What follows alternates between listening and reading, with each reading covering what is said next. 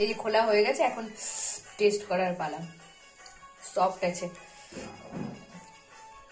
সাথে পেঁয়াজ আর ছোলে। বাবা গরম গো, হাতটাই পুড়ে গেল আমার। খেয়ে দেখি।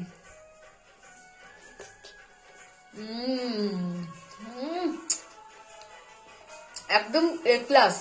সাথে একটু লঙ্কা, মশলা লঙ্কা।